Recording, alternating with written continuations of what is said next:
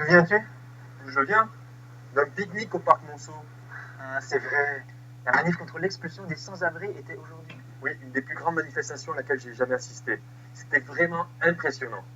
Les Français ont l'esprit de contestation. Ils n'hésitent jamais à manifester pour faire état de leurs revendications.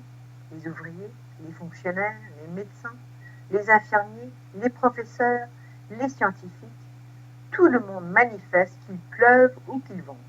L'expulsion des immigrants clandestins, c'est une question épineuse, voyons. Épineuse ou pas, on ne renvoie pas les gens dans leur pays où ils sont quasiment sûrs d'être arrêtés, emprisonnés ou même tués.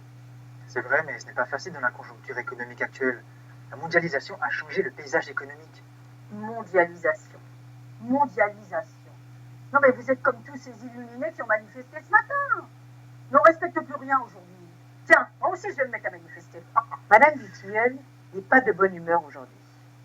Elle trouve que les Français manifestent tous les 4 matins pour tout et n'importe quoi. C'est trop. Ils en oublient d'acheter des fleurs. Alors, vous pensez que ce sont tous des illuminés, tous ces gens qui manifestent? Faut pas exagérer quand même. Et puis tous ces clandestins. Donc vous croyez vraiment qu'on les a chassés de leur pays? Je peux vous assurer qu'ils sont vraiment chassés de leur pays. Ils sont obligés de partir, parfois pour des raisons politiques et souvent pour des raisons économiques. Quand on n'arrive pas à nourrir sa famille et ses enfants, on part. Ils étaient sûrement malheureux dans leur pays.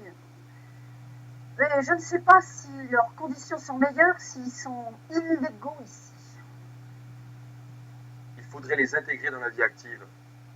Il faudrait leur fournir une équivalence à leur diplôme, leur offrir de nouvelles formations, une remise à niveau.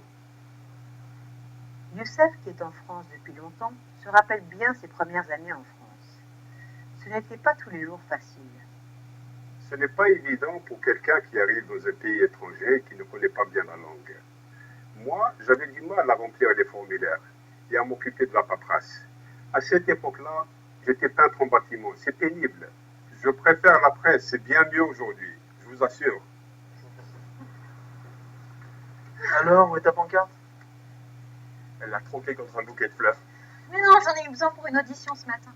Mais j'ai quand même réussi à arriver avant la fin de la manif. Très impressionnant, hein. Des milliers de gens partout. Ces expulsions sont scandaleuses. Voilà une autre personne éclairée. Et aussi quelqu'un qui n'a pas oublié d'acheter des fleurs. Non, mais c'est vrai, c'est honteux de les expulser comme ça.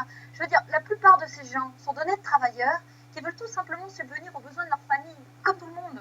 Et quand il y a plus de monde, il y a plus de problèmes et plus d'insécurité. Ça n'a rien à voir avec le nombre d'habitants. C'est la pauvreté qui est à l'origine du taux de criminalité. Pour lutter contre ce fléau, il faut Créer des emplois. exactement. Et qu'est-ce que tu fais quand une économie ne peut pas créer de nouveaux emplois? Eh bien, tu augmentes les impôts des sociétés, des entreprises et des riches. Les impôts sont vraiment très élevés. C'est nous, les petits commerçants, qui en souffrons le plus. On est déjà lourdement pénalisés. Je ne parlais pas des petits commerces. Je parlais des impôts des grosses entreprises et des riches. Mais si tu fais ça, les entreprises ne pourront pas créer de nouveaux emplois. Ils déplaceront la production à l'étranger. Oui, c'est un problème pas facile à résoudre.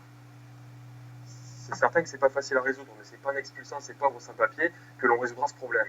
Ah, la jeunesse, toujours c'est idéaliste.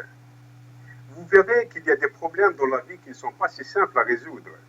Il y a toujours deux façons de voir les choses. Youssef a raison.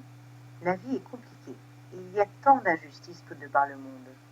La famine, la guerre, les épidémies, les catastrophes naturelles. Cependant, il est important de faire face aux problèmes et de tenter de les résoudre.